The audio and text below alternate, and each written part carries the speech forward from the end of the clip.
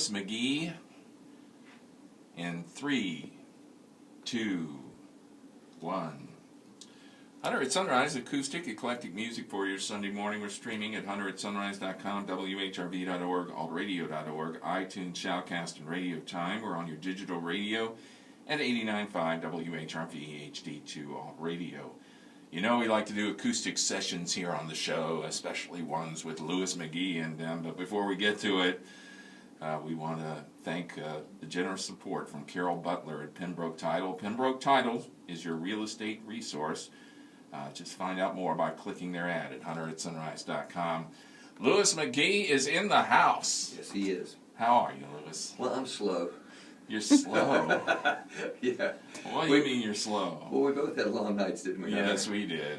I know, I was listening to you saying that you felt like you just didn't get enough sleep last night, and you were articulating over there, and I'm thinking, man, I'm not even sure I can put a sentence together. Well, but you can play the guitar. I mean, come on. We'll see. Oh, you'll It's do yet fine. to be determined. You'll do fine. What would you like to play for us first here? This is one of my tunes called Fly By Night. Excellent. Here's Lewis McGehee on Hunter at Sunrise.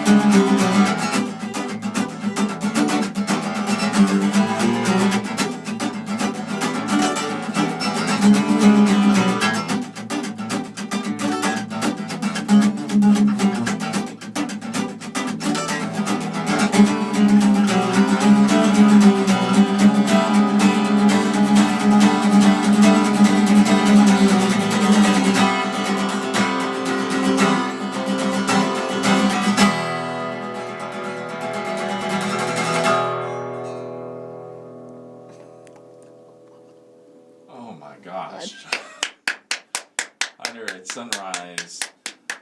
Lord, could I ever do anything like that with 4 hours of sleep? My gosh. You got any more coffee? My. I had to do something with my hands, Hunter. My. Well, that woke us all up. Good. Even me with 4 hours of sleep. That was amazing. Lewis McGehee here on 100 Sunrise. Lewis, how long have you been playing the guitar? You had to go there, huh? I had to go right there, right away. Well, I started playing in 1959 when I was 7. Really? Yes.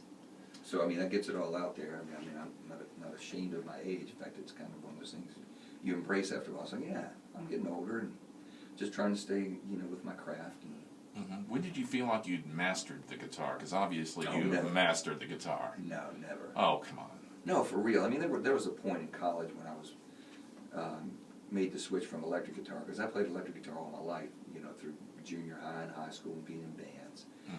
Didn't even own an electric guitar until I got to college and discovered James Taylor and Right. Crosby, Stills and Nash, and I went, wow, I want to do that. Right. Plus, you could be self-contained, but the electric guitar, you have to be in a band. Right. And play a sort of a specific style of music. With acoustic guitar, you could do it by yourself, and it also was very conducive to writing. I started writing then. Right. But I always looked at the guitar as one of it's my instrument to convey the material. Well, you've been passing it along to other people as well through the years. When did you start teaching the guitar? 85. 1985. Yeah, I opened a retail music store called A&E Music Center with Yes. 2 other guys, John Lawless and Scott Watson. Believe it or not, I remember that place. Do you? Oh, yes. Well, we kept it for 4 years and realized that 3 of us were trying to. I was looking at the sort of this protective investment because I didn't think my gig was going to last. So I said, well, I need to get into other things. other arenas, yeah. And so retail made sense, and then I realized, well, I'm actually making more money doing my gig than I was trying to take money out of the store. So we sold the store in '89. Wow. But during that period, I started teaching reluctantly because I never saw myself as a teacher. And it was fortunate that I got forced to do it because I've been doing it for 30 years now. Well, I think just about everybody who plays a guitar in Hampton Roads and lives here has at some point taken a class from you. Yeah, well, I tell guitar players too, I have a specific sort of style or forte, and other players do too, and I tell them, I say, take some lessons from me, learn what you can, take them from other people too, because everybody's got their own approach, and what you become stylistically as a player, it depends on all the input that you have.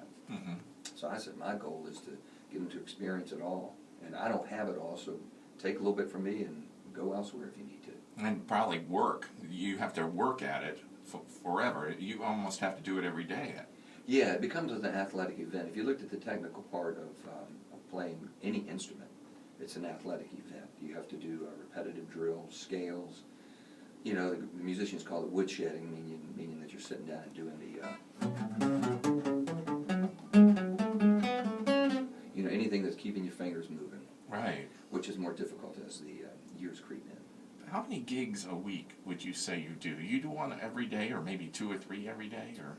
Well, it depends on the time of year and the time of life too, I should say, because I went probably 20-some years, having 4 kids, and I was the sole road breadwinner. The pressure was on to keep the gigs coming. I bet. So I absolutely took everything that I could, and I would be doing 5 nights a week during the winter, and 7 nights a week, or even 10 gigs a week because you can do doubles. Wow. Still do that. You can play a Saturday afternoon or a Friday afternoon and a Sunday afternoon, and then go to another one at night. Wow. So I did all that stuff. I'm backing off some now because some of the financial pressures are not as severe as they were. Do you find your hands are still as strong as they always were? No. No. No. Wow. No, and that's It's hard to tell. Well, some of the accuracy is a little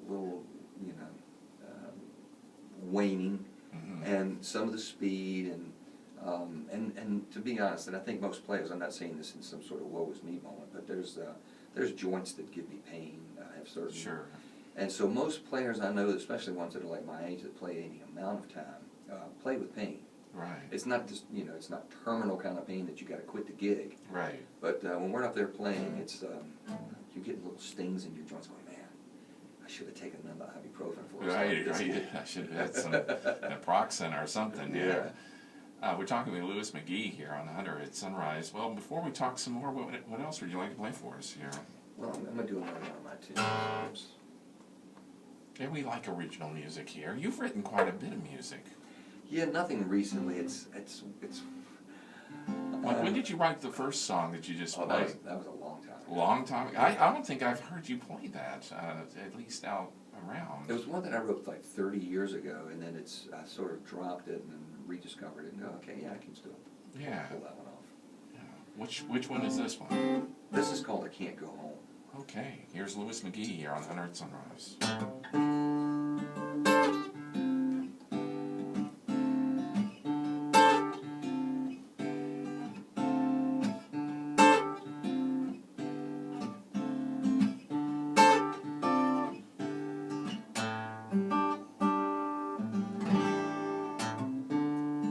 October sun is golden. Reflections bounce off my window. Stare across the room and I wonder if today will be like the others. It's a pity to know that I can't go, can't go, can't go, I can't go home.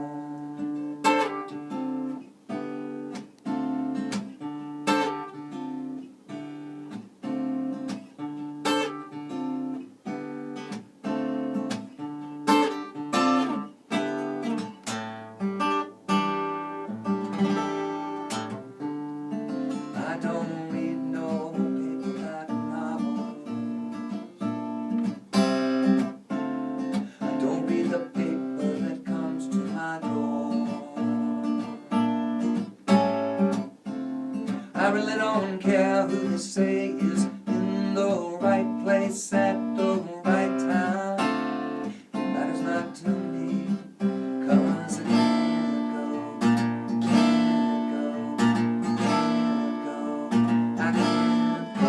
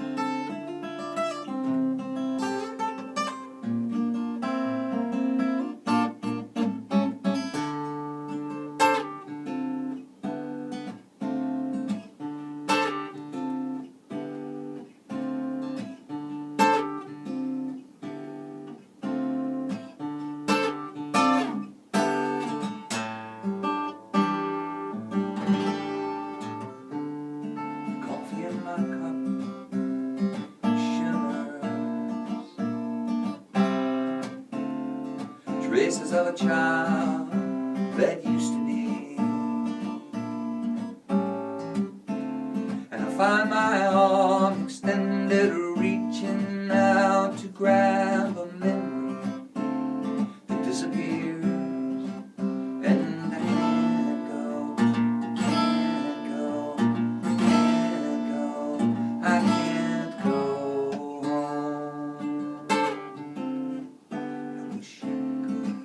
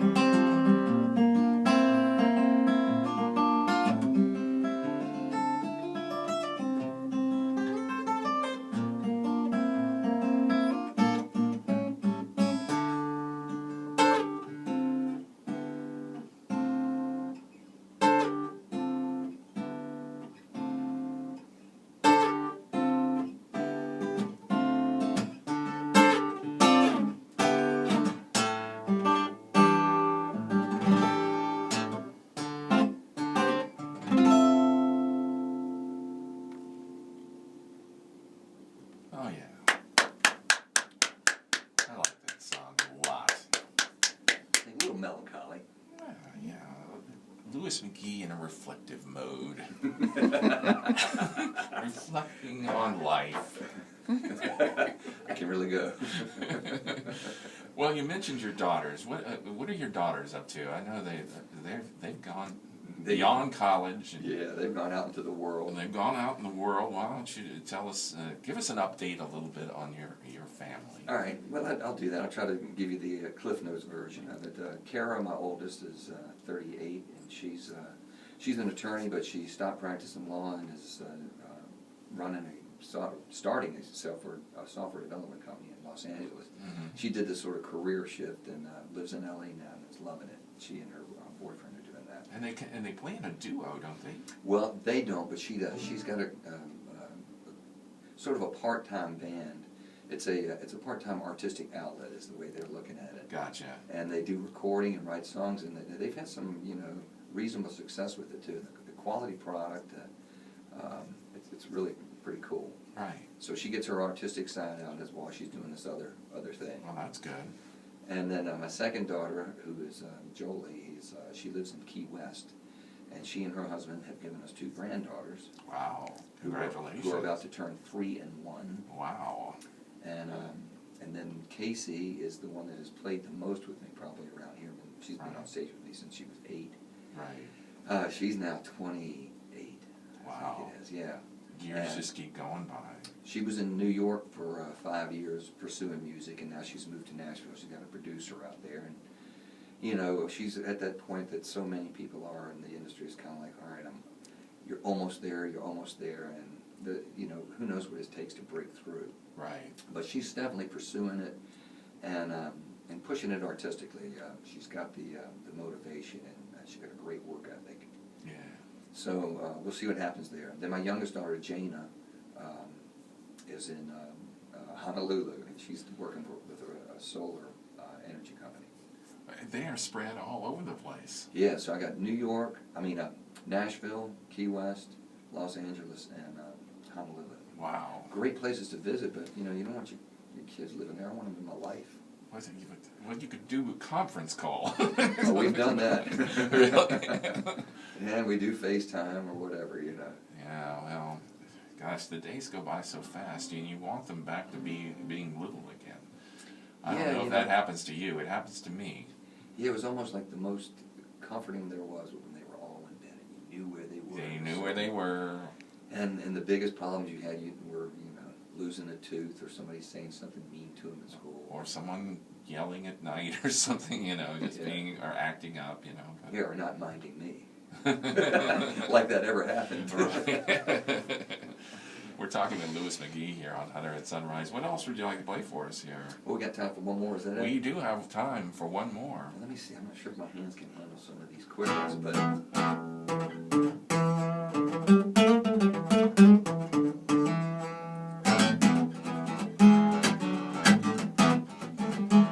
Speaking of my kids, Yeah. this is one that I co-wrote with my brother-in-law.